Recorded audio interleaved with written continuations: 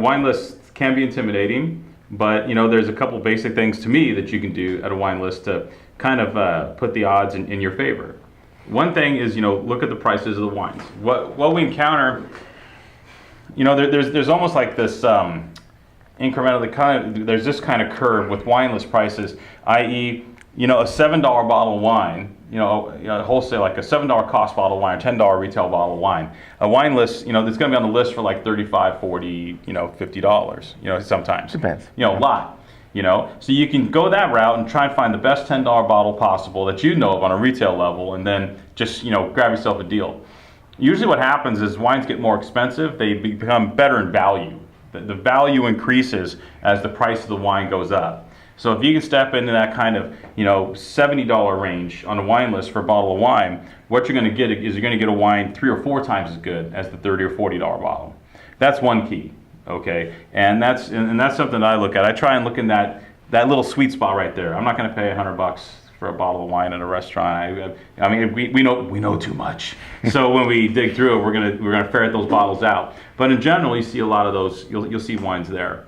Also look at the list. If it's a broad list, then a lot of the foreign options are going to be more interesting wines. It's obviously someone that cares about wine, and then what you want to do. So if it's an extensive list with lots of Spanish and Italian and this sort of deal, I would kind of steer away from America. No offense, but I kind of steer away from America at that point, because America is not going to have the same value on that list as these other areas that are really well represented.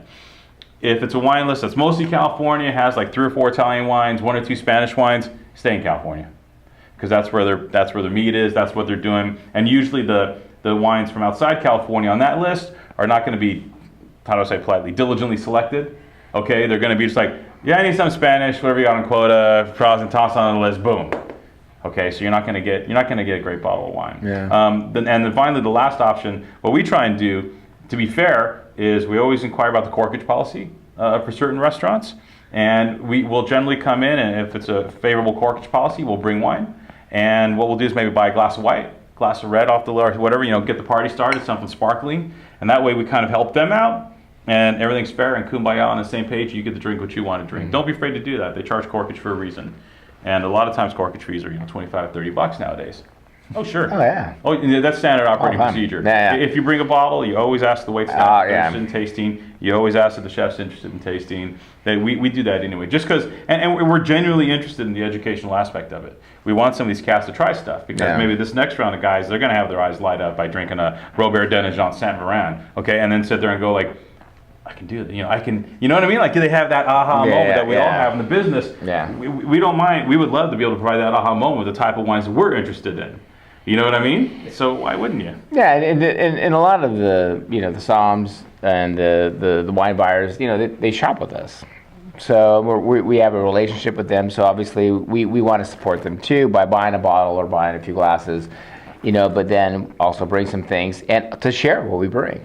Because a lot of the stuff that we bring, we'll bring some vintage stuff and some fun things for them to drink as well. So yeah, and also just real quick, don't bring ubiquitous commercial wines to a restaurant. You know what I'm saying? Like, come to us, let us pick out a bottle for you for dinner that night.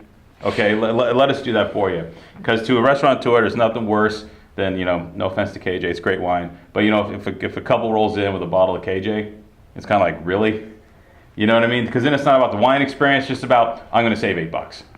And the restaurant looks at that, and all of a sudden that's when they go, spitting in your food and that kind of deal. But there's plenty of wines in that KJ price range that you can get. Yeah, you can still save $8 and yeah. have a way better experience. Take a flyer, experiment with something different, have some fun with it, bring something that there's a very good chance it's not going to be on the list. Well, that's the key. So everyone can enjoy themselves. And, yeah, the key is that if it's on a restaurant wine list, they won't let you open it because they have it. Yeah. So.